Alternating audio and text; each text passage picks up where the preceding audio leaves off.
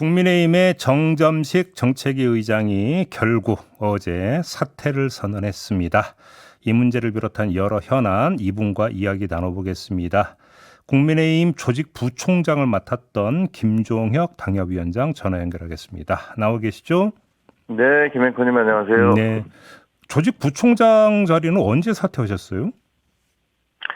근데 이게 원래는 다 새로운 신임 당대표가 임명이 되시면 예. 바로 모든 당직자들은 이미 사퇴한 것으로 사의를 표명한 걸로 간주되어 왔거든요. 네. 그래서 그 다음에 후임자가 결정이 되면 바로 물러나는 거고 이제 인수인계를 하는 걸로 그렇게 되어 왔었는데 네. 이번에는 이제 정점식 정책위 의장이 임기가 자기가 1년이다라고 얘기를 하셨기 때문에 그래서 이제 논란이 됐었잖아요. 네. 그러다 보니까 사무총장이 그 또 이례적으로 그 사퇴 의사를 밝혀달라라고 요구를 하신 거고 그래서 어제인가요? 어제 저 최고 회의에 모두 네. 저뿐만이 아니라 서지영 그 전략기획부총장 그리고 홍영님 여의도 연구소장 그리고 김수민 홍보본부장 모두 안 나갔죠. 그건 뭐 당연히 뭐 안 나간 거고요. 그러니까 사퇴를 언제 표시했냐라고 얘기하기가 좀 애매모호한 부분이 있네요.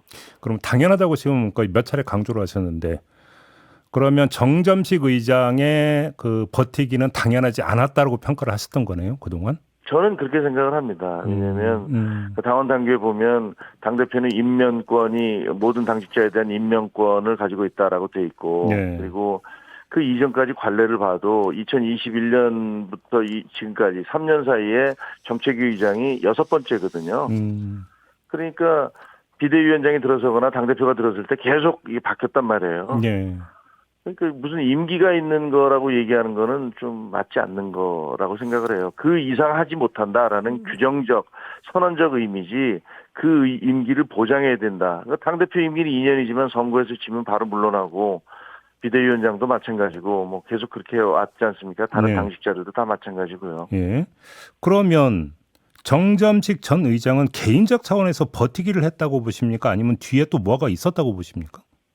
아니 그건 제가 뭐 보지 않은 이상 어떻게 구체적으로 얘기할 수는 없습니다만 정정식 의장이 네. 본인의 의지로 뭐 그게 그 자리가 뭐 이렇게 좋은 자리여서 끝까지 내가 버텨야겠다 이런 거는 아니었다고 생각을 합니다. 그러니까 현실적으로 저희가 그 한동훈 대표를 반대하는 친윤 그룹이라고 하는 분들의 그런 행동들이 예. 그 경선 과정에서 있었잖아요. 예, 그러니까 아마도 그 친윤 그룹이라는 분들이 우리가 이 자리까지 나가서 5대4가 되도록 하면 안 되지 않느냐, 우리가 지키고 있어야 되지 않느냐, 뭐 이런 의지가 반영되지 않았었나 추정할 뿐이지만요. 네. 그렇다고 해서 제가 뭐 그걸 단적으로 그랬다라고 얘기할 수는 없죠.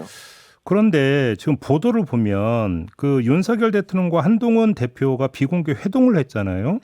네. 그때 윤석열 대통령은 당대표가 알아서 잘해달라 이렇게 말을 했다고 하는데 그날 네. 저녁에 네. 정진석 비서실장, 홍철호 정무수석, 추경호 원내대표가 만나는 저녁 자리가 있었는데 이 자리에서 세 사람이 정점식 의장 유임이 어떻겠냐는 의견을 냈다라는 보도가 있거든요. 그러면 용산이 이른바 일종의 이중 플레이를 했다고 봐야 되는 겁니까? 어떻게 해석을 해야 되는 겁니까? 그게 약간의 미스테리이긴 한데, 그게 뭐, 대통령은 아마 당대표에게 모든 권한을 알아서 처리를 하세요라고 얘기를 하신 건 뭐 분명하잖아요. 대통령실이 그렇게 발표를 했고. 네. 근데 거기에 대해서 제가 추정하기에는 아마 그 아래 계신 분들이, 아니, 그러시면 안 됩니다. 뭐, 저희가 뭐 얘기를 하겠지만 좀 지켜보시죠.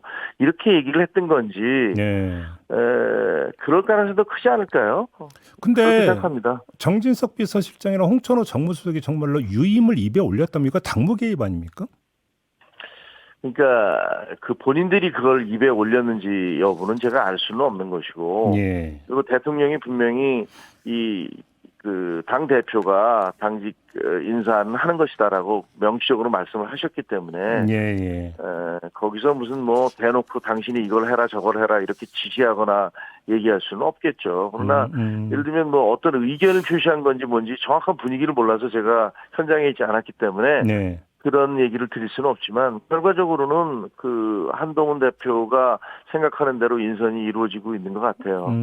그러면 좀 약간 각을 틀어서 지금 그 위원장님 말씀대로 임명권을 당 대표가 갖고 있다면 네. 며칠 끌 게 아니라 그냥 한동훈 대표가 그냥 다른 사람 정책의장으로 임명해 버렸으면 되는 거 아닌가요? 거기에 대해서 이준석 전 대표가 뭐 네. 그냥 밟고 가면 되지 뭘 그걸 그렇게 자고 오면 하느냐 이렇게 얘기하는데 저는 그런 태도는 옳지 않다고 생각을 합니다. 오. 현실적으로 한동훈 대표가 저 63%의 그 압도적 지지로 당선이 됐지만 거기에 반대하는 분들도 존재하고 있었잖아요. 예.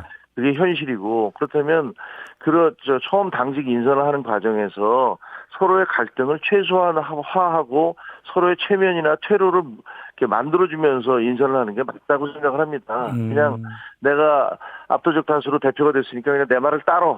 네가 뭐라고 하든 난 밟고 갈 거야.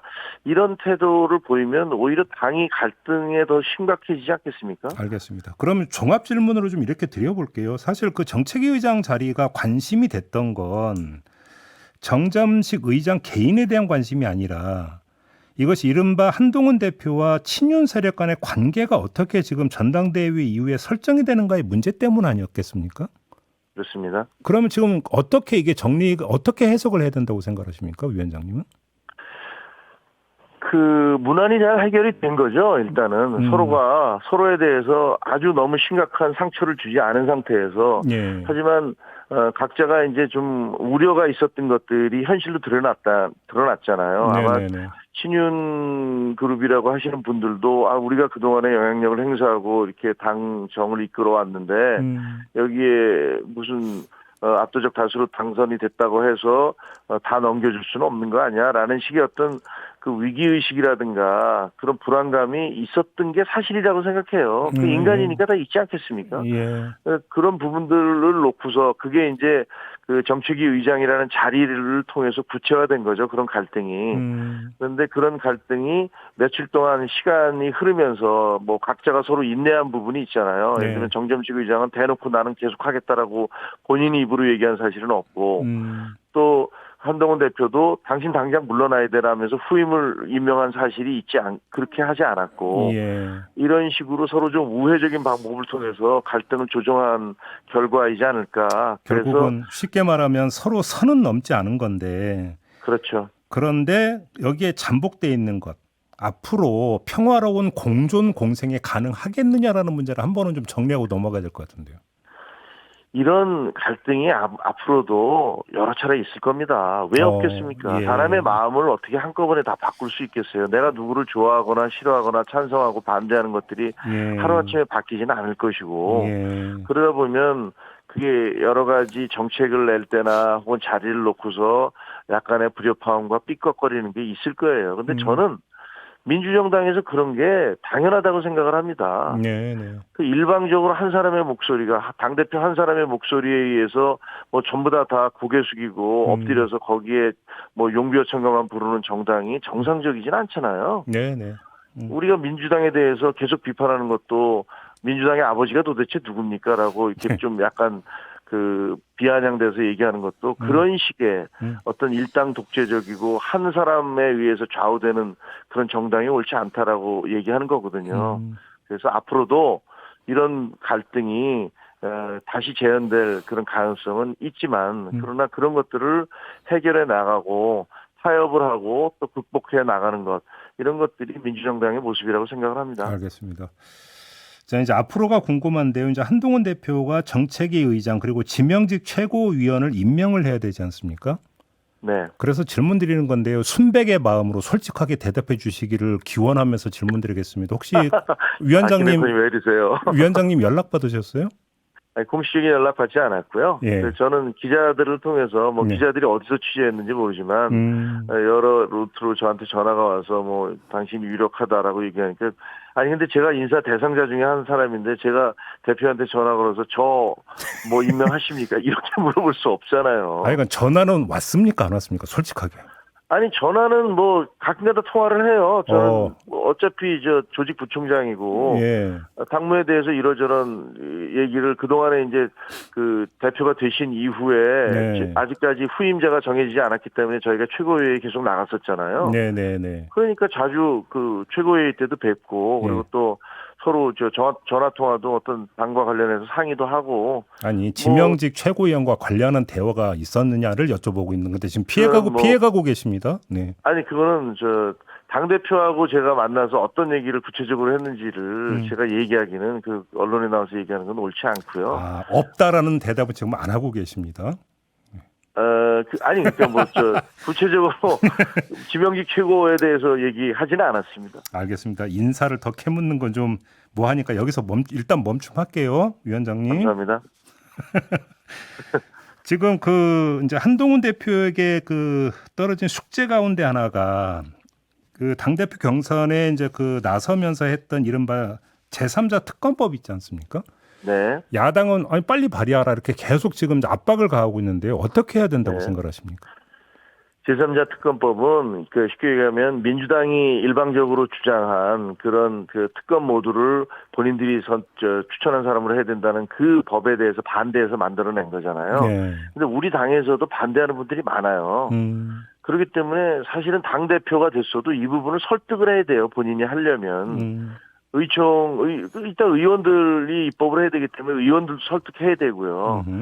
따라서 이게 시간이 좀 걸릴 겁니다. 예를 들면 당대표가 됐으니까 이거 만드세요.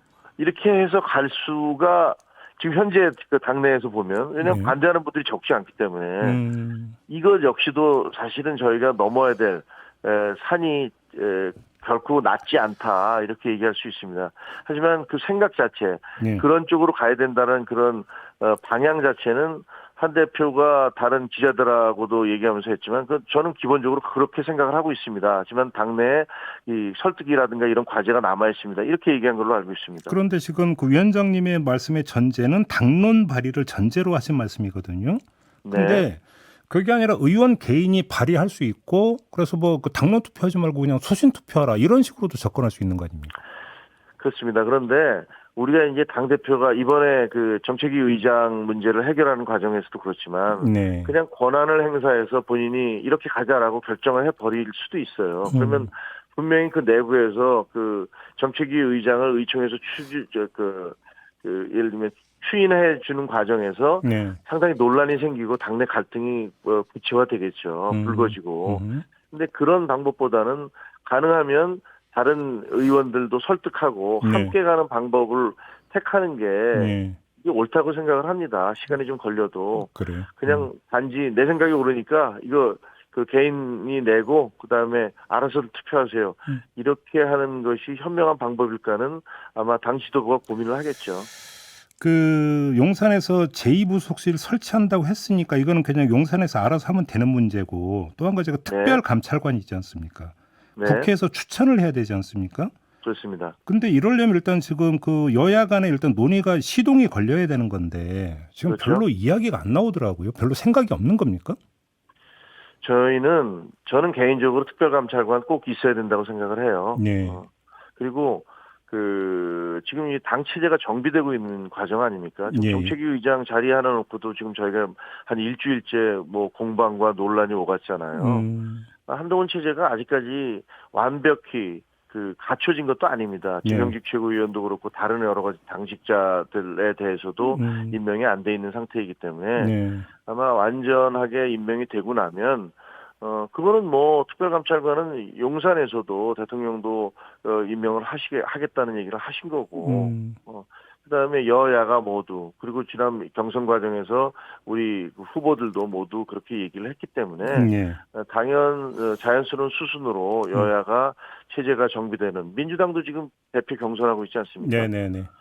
그것까지 좀 끝나야 좀 논의가 시작될 수 있지 않을까 이런 그렇지 말씀이실까요? 않겠습니까? 예, 양쪽 대표가 완전히 대표 체제가 들어서고 예. 안정이 돼야 이 부분에 대해서 협상합시다 이렇게 되지 않을까요? 알겠습니다. 마무리하기 전에 마지막으로 우리 위원장님도 방송 앵커 출신이신데 이진숙 방송통신위원장을 둘러싼 일련의 과정 쭉 지켜보셨을 거 아닙니까? 일단 어제 탄핵안이 일단 본회의 보고까지 됐는데 어떻게 평가하십니까?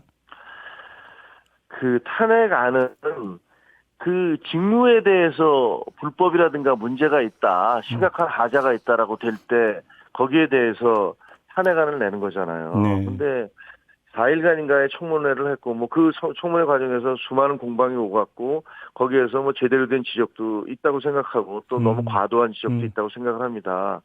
근데 어쨌든 임명이 된 다음에 하루 만에 이분을 탄핵하겠다라는 것은 그 예방적 탄핵이잖아요. 그러니까 이 사람이 무슨 아마 나쁜 짓을 할 것 같다라고 생각을 해서 탄핵을 하는 예방적 탄핵이기 때문에 이거는 이 탄핵 안에 원래 취지에 맞지도 않다고 생각을 합니다. 그런데 너무 2인 체제에서 공영방송 이사 선임하는 의결을 한 행위가 문제다 이거잖아요, 야당은 지금. 근데 2인 체제는 이번에 방송법을 바꾸면서 민주당에서도 그 안을 바꿔야 된다 하면서 2인 체제로 의결을 하니까 이게 문제점이 있으니까 4인 체제로 하자라고 법안을 바꿨잖아요, 네. 이번에. 그러면 현재 있는 2인 체제를 인정하고 있는 거 아닙니까? 이게 법적으로 실효성이 있다는 전제하에서 하고 있는 거기 때문에 저는 물론 2인 체제로 결정하는 게 그게 별로 적절해 보인다라든가 그게 좋아 보인다는 생각을 하지 않아요.